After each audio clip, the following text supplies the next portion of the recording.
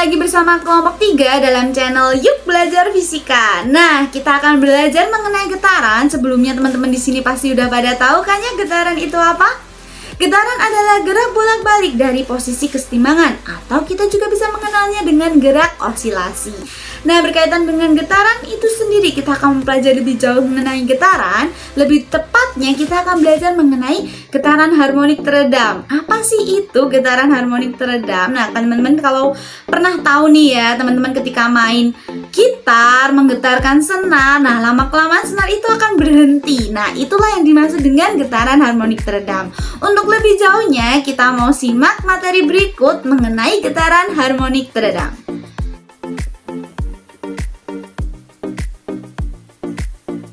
Nah teman-teman, kita akan belajar mengenai gelombang getaran harmonik teredam. Nah, anggota kelompok kami ada Anugrah Heni Eka Saputri, ada Mas Bagus Hadi Nugroho, ada saya Dea Mutia Febri, dan juga ada Mbak Dita Rofika Cahyani. Nah, sebelumnya kita mau mengenal dulu mengenai getaran dan getaran harmonik teredam. Nah, teman-teman, gerak periodik itu apa sih? Gerak periodik itu adalah gerak yang terjadi secara berulang-ulang dalam satuan waktu tertentu. Dan gerak periodik ini itu terjadi secara teratur, makanya kita kenal dengan istilah gerak harmonik. Dan bila suatu partikel melakukan gerak periodik dengan lintasan yang sama, maka kita bisa mengenalnya dengan gerak osilasi. Nah, jadi di sini mengapa disebut gerak periodik? Karena terjadi secara berulang-ulang dalam satuan waktu tertentu. Dan kenapa gerak periodik ini dimasukkan juga dalam gerak harmonik? Karena terjadi secara teratur. Lalu untuk gerak periodik dengan lintasan yang sama, maka disebut juga dengan gerak osilasi. Oke, lanjut. Untuk kehidupan sehari-hari kita pasti akan banyak sekali menemui yang namanya getaran. Nah, misalkan kita menggetarkan senar. Nah, sayangnya teman-teman di sini gerak bolak-balik ini itu tidak bisa tepat sepenuhnya itu sama terus. Kenapa? Karena terjadi pengaruh gesekan. Nah, misalkan kita bermain senar gitar nih. Nah, jika senar gitar itu tidak kita petik lagi, maka getaran tersebut akan lama-kelamaan itu berhenti dengan sendirinya. Dan adanya gesekan inilah yang membuat si benda yang bergetar tadi itu lama-kelamaan akan berhenti bergetar dan atau berisolasi. Nah, inilah yang disebut dengan getaran harmonik teredam. Nah, teman-teman bisa menemukan getaran harmonik teredam ini di mana? Misalkan teman-teman bermain ayunan. Ketika teman-teman bermain ayunan, lama-kelamaan ayunan itu akan berhenti, kembali ke posisi setimbangnya. Hal itu terjadi karena apa? Coba teman-teman, kalau kita analisis. Ya, betul sekali, karena ada gesekan dengan udara. Nah, gesekan atau penghambat ini bisa macam-macam ya. Bisa gesekan dengan udara. Udara di sini juga termasuk fluida ya. Jadi, bisa salah satunya adalah gesekan dengan fluida yang menyebabkan lama-kelamaan getaran tersebut berhenti dengan sendirinya. Amplitudonya menurun dan lama-kelamaan akan kembali pada posisi setimbang. Seperti itu ya teman-teman. Bisa dipahami? Lalu selanjutnya, nah teman-teman bisa lihat di sini. Nah, untuk getaran harmonik yang tidak teredam, ini amplitudonya nilainya sama terus ya teman-teman. Sampai belakang pun nilainya akan terus sama besarnya, tidak terjadi penurunan amplitudo. Sedangkan untuk gerak harmonik teredam itu terjadi penurunan amplitudo nih. Lama-kelamaan amplitudonya itu akan semakin mendekati titik setimbangnya gitu. Nih. Dari yang paling besar hingga menurun hingga lama-kelamaan akan berhenti dan amplitudonya akan semakin kecil. Oke, kita lanjut ke materi yang berikutnya. Nah, di sini kita akan membahas soal apa aja sih. Yang pertama mengenai konsep dan pengertian getaran harmonik teredam. Yang kedua kita akan belajar bagaimana sih karakteristik dari getaran harmonik teredam. Lalu kita juga akan belajar bagaimana grafik osilasi yang menunjukkan bahwa itu adalah getaran harmonik teredam. Dan bagaimana sih persamaan matematis dari getaran harmonik teredam. Kita juga akan mempelajari bagaimana contoh dalam kehidupan sehari-hari terkait dengan getaran harmonik teredam itu sendiri. Dan yang terakhir tentu saja kita akan belajar mengenai penerapan soal fisikanya. Oke, kita lanjut pembahasan yang pertama. Oke. Kita akan belajar mengenai konsep dan pengertian dari getaran harmonik teredam. Nah, untuk gerak harmonik teredam itu sendiri atau getaran harmonik teredam itu sendiri itu adalah gerak benda yang dipengaruhi oleh gaya penghambat atau redaman sehingga amplitudenya itu perlahan akan menurun setiap satuan waktu, dan penurunannya ini berkaitan dengan fungsi eksponensial ya, jadi menurun secara eksponensial gitu. Nah, misalkan nih teman-teman bisa lihat di gambar sebelah ini amplitudenya makin kecil ya teman-teman, makin kecil hingga makin mendekati posisi timbangnya. Dan pada umumnya, setiap benda yang berosilasi itu akan berhenti jika tidak digetarkan secara terus-menerus. Misalkan senar, ketika tidak kita getarkan secara terus-menerus, ya lama-kelamaan akan berhenti. Begitu juga dengan ayunan yang tidak kita getarkan, lama-kelamaan akan berhenti. Dan disitu kenapa? Karena ada gesekan dengan udara tadi. Nah, gesekan atau redaman tadilah yang membuat menjadi getaran harmonik teredam. Nah, benda yang pada awalnya tadi bergetar atau berosilasi bisa berhenti karena adanya redaman. Osilasi yang mengalami redaman itu sendiri yang dinamakan dengan gerak harmonik teredam. Oke. Nah, untuk karakteristik getaran harmonik teredam itu sendiri ada apa saja? Nah, nanti sebelum kita mempelajari ke karakteristik getaran harmonik teredam, kita perlu belajar dulu mengenai bentuk umum dari getaran teredam. Kita akan menemui fungsi X atau fungsi simpangan di sini dalam waktu, yaitu adalah X0 simpangan awal dikalikan dengan eksponen pangkat A dikalikan T.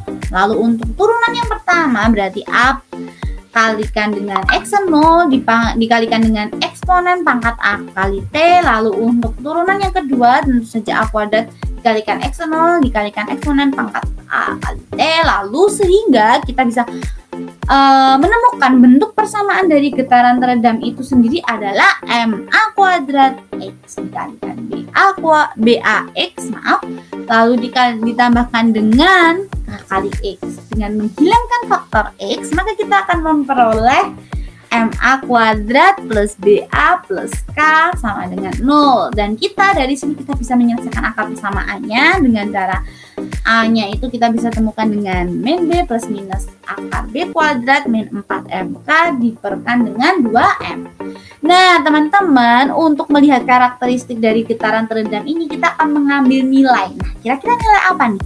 Ketika kita menemukan persamaan kuadrat, maka yang kita cari adalah, ya betul banget, determinan. Nah, dari determinan inilah kita bisa menentukan karakteristik dari getaran teredam itu sendiri. Ada apa aja sih? Nah, kita akan cari tahu selanjutnya yang akan dijelaskan oleh teman saya terkait apa saja karakter getaran teredam yang bisa kita temukan melalui determinan, nilai determinannya.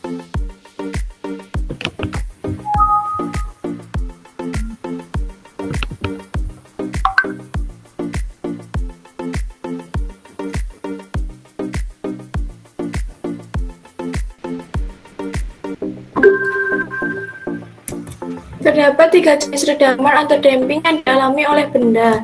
Yang pertama, redaman terlalu rendah atau underdamp. Benda masih melakukan beberapa getaran sebelum berhenti karena redaman yang dialaminya tidak terlalu bagus. Berikut grafiknya. Lalu yang kedua, redaman berlebihan atau overdamping.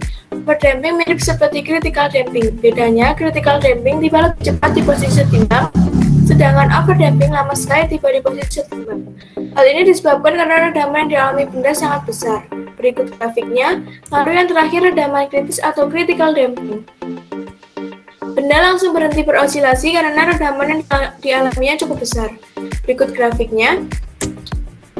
Yang pertama, kita akan membahas keadaan teredam kuat D lebih dari 0.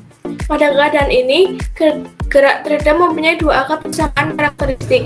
Alfa sama dengan alfa 1 tidak sama dengan alfa 2, bernilai real dan berbeda, dan disebut sebagai keadaan teredam kuat. Solusi umum persamaan ini adalah XT sama dengan AE pangkat alfa 1T plus BE pangkat alfa 2T. Berikut grafik dari teredam kuat. Sebuah contoh keadaan teredam kuat dengan bentuk persamaan XT sama dengan setengah eksponen min 2T plus eksponen min 0,5T. Lalu terdapat keadaan teredam kritis D sama dengan 0. Berikut grafik keadaan rendam kritis.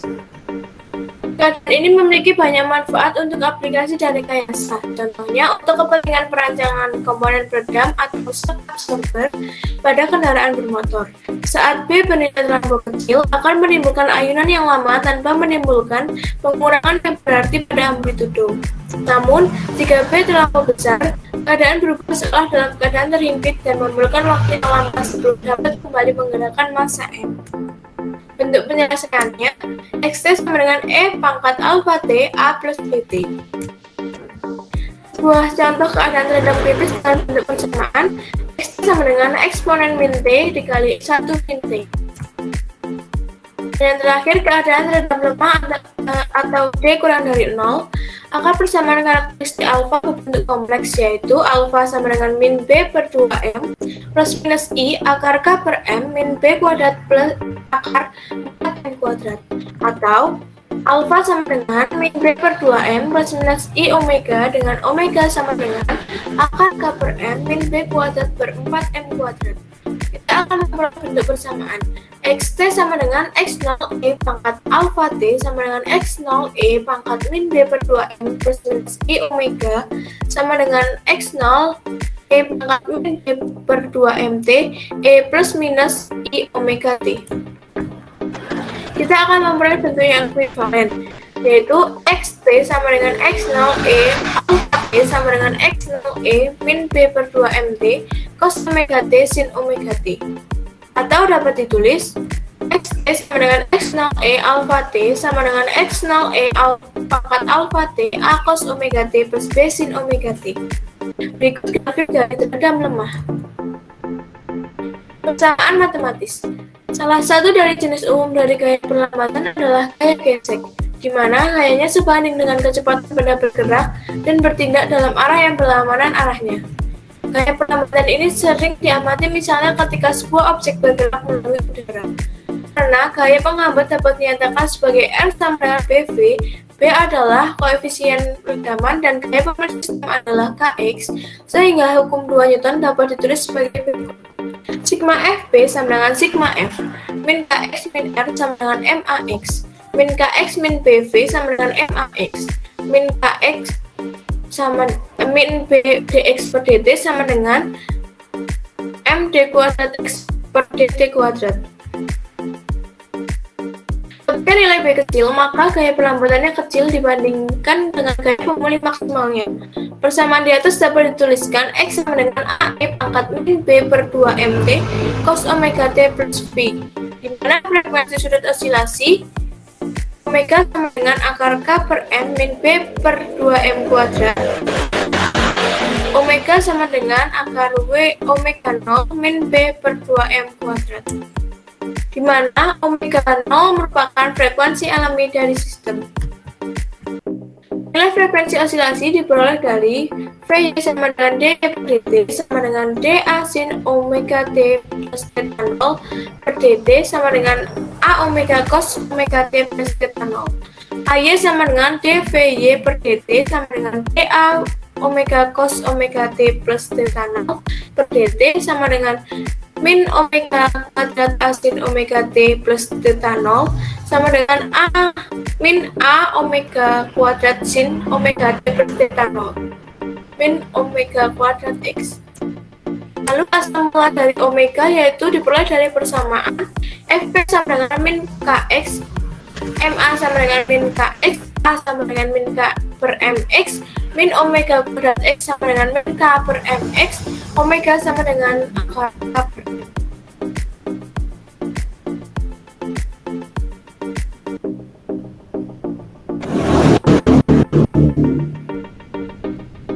Tadi udah dibahas kan ya tentang gimana sih konsep getaran harmonik teredam itu sendiri. Nah, tadi sudah dibahas kan oleh Mbak Dea dan Mbak Eka. Kemudian sekarang waktunya kita membahas tentang latihan soalnya. Nah, kalian benar penasaran kan? Yuk kita bahas mulai dari nomor 1.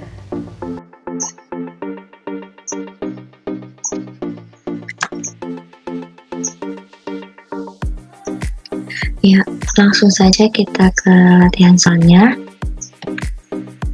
Nah, soal yang pertama, temukan solusi umum dari persamaan gerak periodik redam kuat dan solusi khusus bila nilai awal x0 sama dengan 1 dan x aksen 0 sama dengan 0 untuk persamaan gelombang d kuadrat x dt kuadrat dikurangi 5 dx dt ditambah 6x sama dengan 0.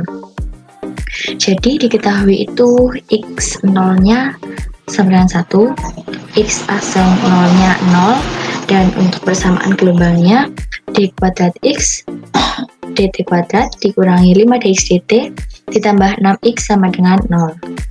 Yang ditanyakan itu yang pertama penyelesaian umum dan yang kedua penyelesaian khususnya.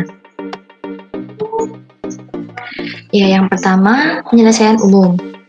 Nah, dari persamaan gelombang tadi, kita itu misalkan dx dt itu A. Yang tadinya d kuadrat x dt kuadrat dikurangi 5 dx dt ditambah 6x sama dengan 0 menjadi a kuadrat dikurangi 5a plus 6 sama dengan 0. Dimana untuk m-nya itu 1, untuk B-nya itu min 5, dan untuk C-nya itu 6. Nah, kita mencari pemfaktoran dulu dari persamaan tersebut. Jadi dengan persamaan A12 sama dengan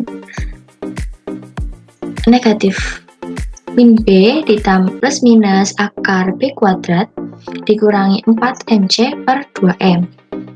Nah, angka-angka tadi dari persamaan tadi dimasukkan dalam persamaan ini. Jadi diperoleh 5 plus minus akar 25 dikurangi 4 dikalikan 1 dikalikan 6 per 2 dikalikan 1. Jadi untuk nilai A12 sama dengan 5 plus minus akar 1 per 2. Nah, tadi kan ada A12, jadi kita jadi ada dua nilai dalam situ, jadi ada A1 dan A2. Nah, dari situ kita bisa menghitung A1-nya dulu. A1 dan A2 itu bisa diperoleh dari 5 plus minus, tadi kan ada plus minusnya ya. Jadi kita jabarkan lagi. Jadi untuk A yang pertama itu 5 plus 1 sama dengan 2, per 2, maaf. 5 plus 1 per 2. Dihasilkan untuk A yang pertama itu 3, dan untuk yang kedua 5 min 1 per 2. Untuk A yang kedua itu dihasilkan 2. Jadi penyelesaian umumnya itu xt sama dengan AE pangkat 3T plus BE pangkat 2T. Itu untuk persamaan umumnya. Untuk penyelesaian itu penyelesaian umum secara umum. Dan untuk penyelesaian khususnya xt sama dengan tadi kan AE pangkat 3T plus BE pangkat 2T sama dengan 1. Ya, jadi T-nya itu 0 tadi ya, x0 sama dengan 1 karena itu dimasukkan dalam persamaan tadi.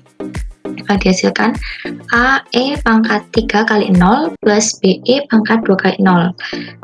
Nah, berapapun dipangkatkan 0 itu hasilnya 1. Jadi yang pertama A plus B sama dengan 1.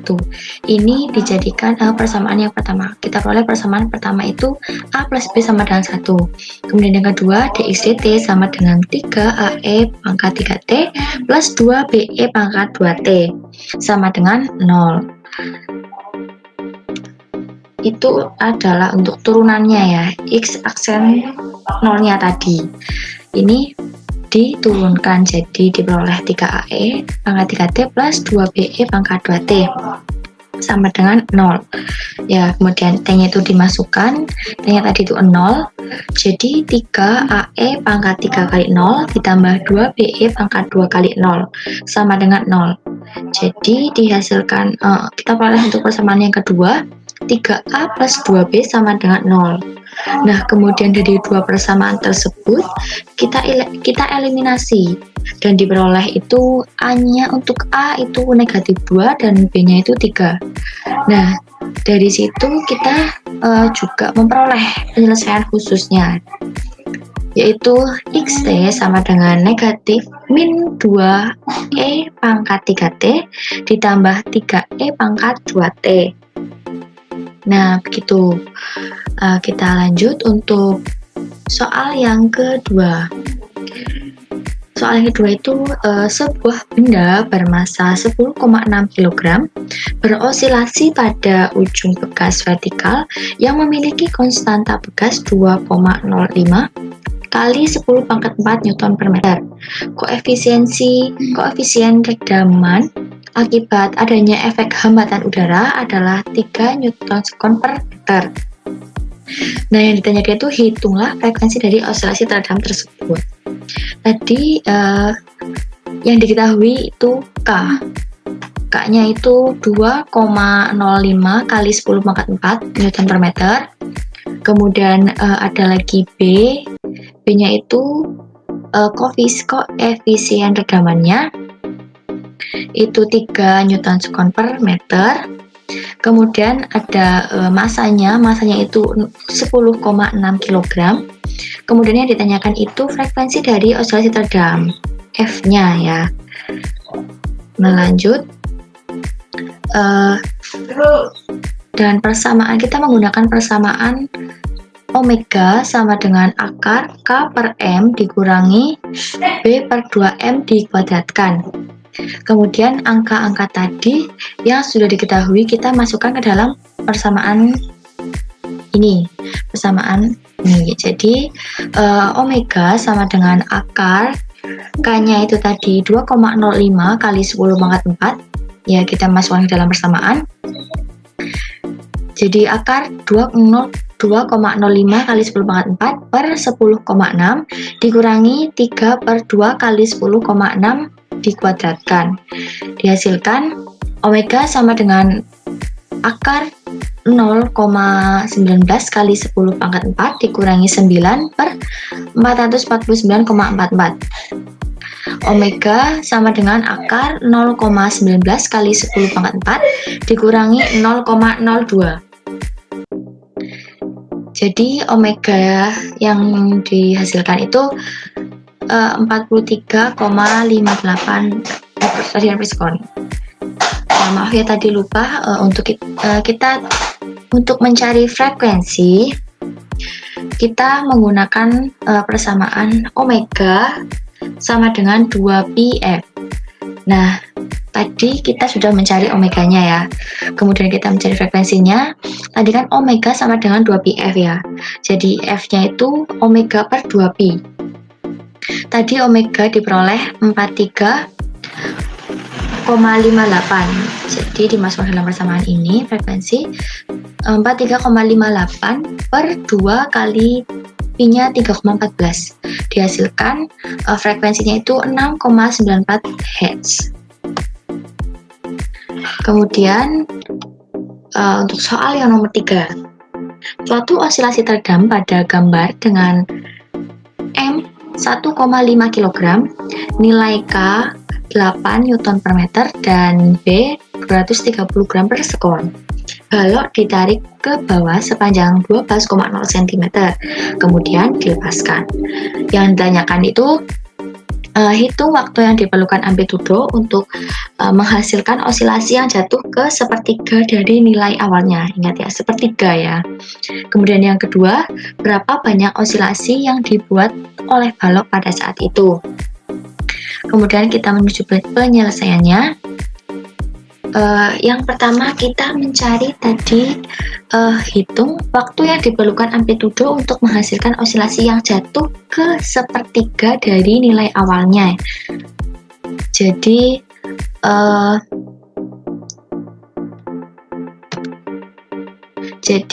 T saat X sama dengan sepertiga dari X0 ya. Nah, XTF sama dengan A cos omega T per Pi. Kemudian XTF sama dengan XM E pangkat min BT per 2M cos omega T plus Pi. Untuk fungsi posisi osilasi harmonik, XTI sama dengan XM cos omega T plus P. Dari persamaan tadi, X sama dengan sepertiga X0. Jadi untuk X0-nya itu XTI dan untuk X-nya itu XTF ya. Jadi sepertiga XTI sama dengan XTF. Sepertiga dimasukkan ke dalam persamaan yang tadi sudah diketahui ya. Nih, dimasukkan ke dalam persamaan sepertiga XI plus XF. Jadi sepertiga XM yang sudah kita ketahui, untuk XI-nya itu XM cos omega T plus P, dan XF itu XM E pangkat min BT per 2M cos omega T plus P. Jadi dihasilkan 1/3 XM cos omega T plus P sama dengan XM E pangkat min BT per 2M cos omega T plus P. Dihasilkan 1/3 E pangkat min BT per 2M.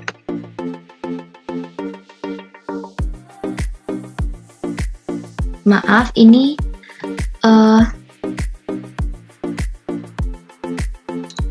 di sini ada gini ya. Nah, jadi gini, karena ini sama ya, untuk XM cos omega T plus P itu sama ruas kanan dan ruas kiri, jadi kita hilangkan. Jadi dihasilkan 1/3 sama dengan E pangkat min BT plus 2M. Ya, kemudian kita lengkan, dihasilkan ln 3 pangkat min 1 sama dengan min BT per 2M. Kemudian min 1 ln 3 sama dengan min BT per 2M. Jadi kita peroleh untuk T-nya itu 14,3 sekon. Ini. Kemudian yang kedua kita mencari frekuensi. Frekuensi berapa banyak osilasi yang dibuat oleh balok pada saat itu. Nah, frekuensi yang dibuat baloknya. Nah, kita menggunakan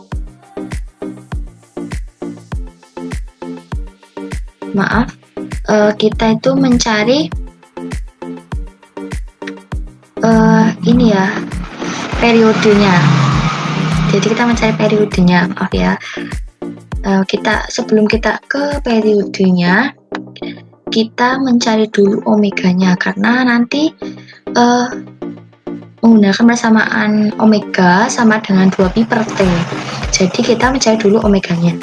Jadi dengan persamaan omega sama dengan akar K per M dikurangi B kuadrat per 4M kuadrat. Kemudian omega sama dengan dimasukkan dalam persamaan ya. Tadi K, M, B, dan K, M, dan B sudah diketahui di soal. Kita masukkan ke dalam persamaan. Jadi omega sama dengan 8 per 0,5 dikurangi 0,230 per kuadrat 0,230 kuadrat per 4 kali 1,5 kuadrat.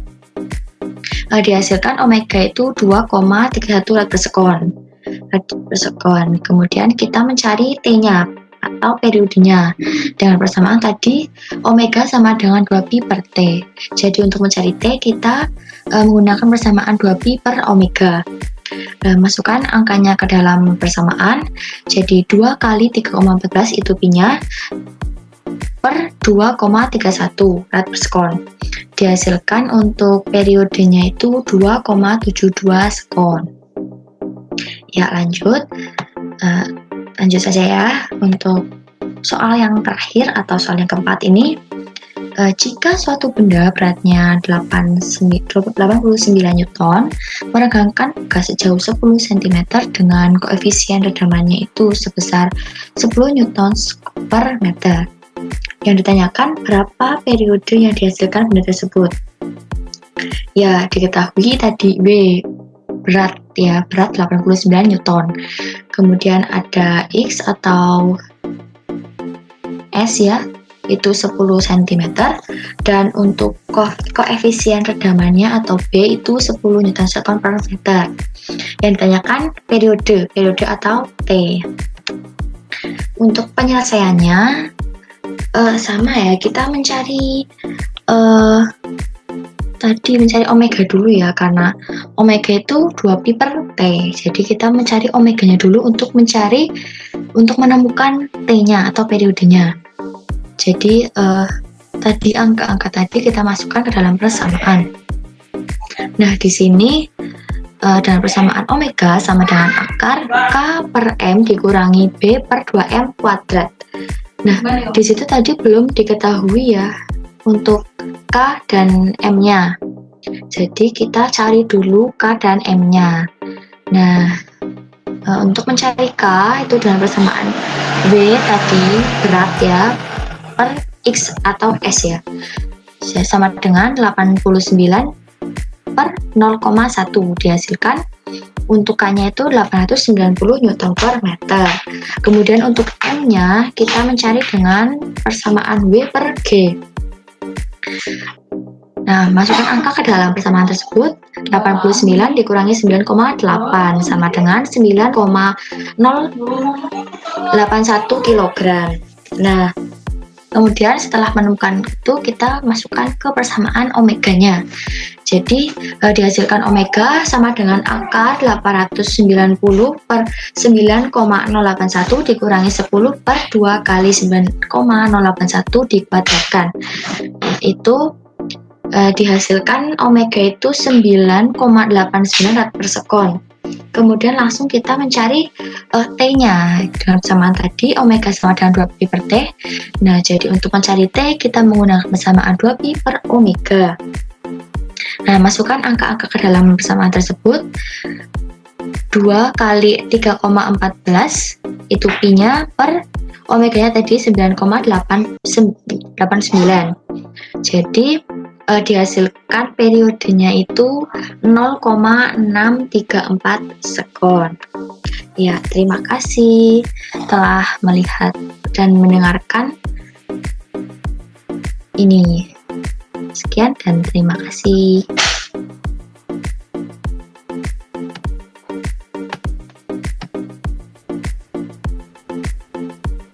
Jadi yang selanjutnya adalah penutup. Kesimpulan, gerak harmonik teredam merupakan gerak benda yang dipengaruhi oleh gaya penghambat atau redaman yang menyebabkan amplitude getaran berkurang secara perlahan terhadap waktu sampai akhirnya berhenti. Nah, juga benda yang berosilasi akan berhenti jika tidak digetarkan secara terus-menerus karena mengalami redaman. Osilasi yang mengalami redaman biasa disebut dengan gerak harmonik teredam. Apabila redaman cukup besar, maka osilasi yang dialami benda tidak lagi menyerupai gerak harmonik sederhana. Dalam hal ini, osilasi yang dialami benda termasuk osilasi teredam. Ada 3 jenis redaman, yaitu yang pertama redaman yang terlalu rendah, itu underdamp, redaman kritis, critical damping, dan redaman berlebihan. Jadi ketiga redaman tadi itu biasanya dialami oleh benda yang berosilasi. Terus di sini juga ada bentuk umum getaran harmonik teredam, yaitu X fungsi T sama dengan X0 kali E pangkat AT. Terus di bawahnya sigma FP sama dengan sigma F min KX kurang R sama dengan MAX min KX kurang BV sama dengan MAX. Terus min KX kurang B kali DX per DT sama dengan M kali D kuadrat X per DT kuadrat. Nah, contoh getaran harmonik teredam ini dalam kehidupan itu ada beberapa yang meliputi 3 jenis tadi, yaitu yang pertama di overdamping itu ada peredaman pada pintu ruangan yang ber-AC.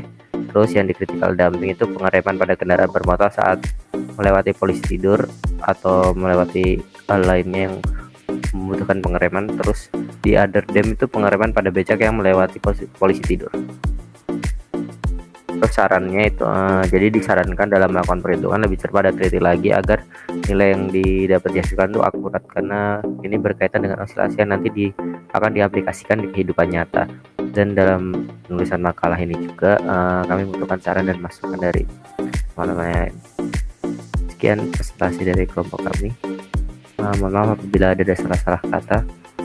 Assalamualaikum warahmatullahi wabarakatuh.